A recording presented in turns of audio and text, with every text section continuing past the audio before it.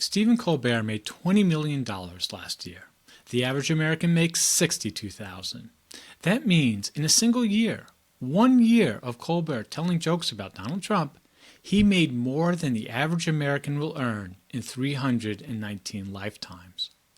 20 million is enough for Colbert to hire 300 butlers and pay them until he's 91 years old. Basically, his entire rest of his life. 300 butlers, Stephen. You could have an entire butler army, and yet still, you won't say anything that might upset the next guy who would add to your fortune.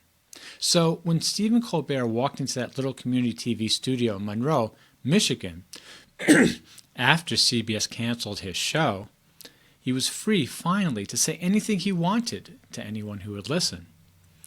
He made a joke about Milwaukee's best beer.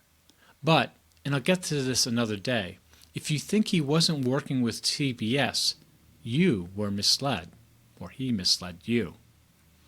Now, I want to be fair to Stephen. I want to be the kind of reasonable man he always pretends to be on TV. Maybe he was tired. It had been an exhausting 23 hours since his last show. A man can only do so much. Or maybe, and I think this is closer to the truth, Stephen Colbert has, for a long time, been making power watchable. That he's forgotten that most of us expect him to make power uncomfortable. He has that reach. We don't. Okay, CBS got in his way, or Paramount. Colbert is now worth probably $100 million at least, so he has the money to do it on his own. I'm going to prove he could have, but chose not to, for whatever reason. Tonight we're going to do something Stephen refused to do in Monroe, Michigan. We're going to take his jokes, his own jokes, and finish them properly. First, here's what you need to know. CBS, owned by Paramount, recently paid a $60 million settlement to Donald Trump. Trump had claimed that 60 Minutes unfairly edited an interview with Kamala Harris. Stephen Colbert, to his credit, called it what it was. He called it, and I'm quoting, a big fat bribe. And then CBS canceled his show. Well, later on. Now, depending on who you ask, CBS canceled it because of low ratings, or because of cost cutting, or because Colbert wouldn't stop embarrassing Paramount on national television. We don't know for certain. What we do know is what happened next.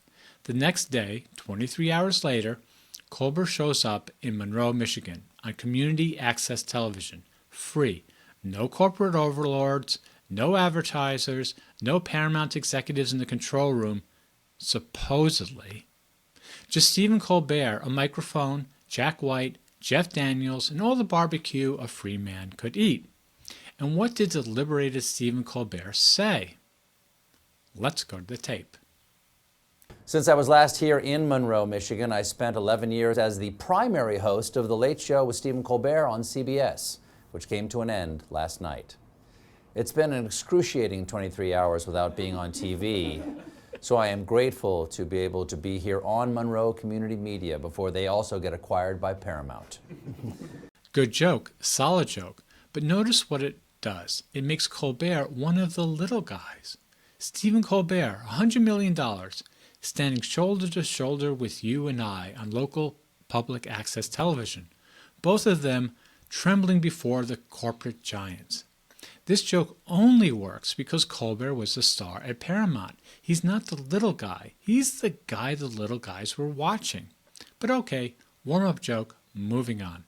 Joke 2, Milwaukee's best joke, which I'll spare you in full because it is frankly a lot of words to arrive at a pea joke, a sophisticated pea joke, a $100 million pea joke, but a pea joke. Here's what's interesting. Someone wrote that joke. Someone worked backwards from things people do in Milwaukee until they landed on that urination as a punchline. That writer or writers could have written a joke about anything. They chose Milwaukee's best. Meanwhile, the current administration is sitting on a $1.5 trillion so-called investment fund, slush fund, a pot of money with no congressional oversight, controlled by people appointed by the man who benefits from it. You want a joke? Here's a joke And I want you to know, I asked AI to write this, and it did it in 15 seconds first try. And I'm going to have Stephen Colbert's voice read it. Trump has promised this fund will go to people who are unfairly targeted by the government, and a board handpicked by Trump will decide who those people are. It's just like how a jury is supposed to be a group of your peers, except the jury is selected by the defendant, paid by the defendant, and reports directly to the defendant. That joke lands, and it means something. But Colbert went with the beer. Joke 3, and this one is my favorite, my absolute favorite.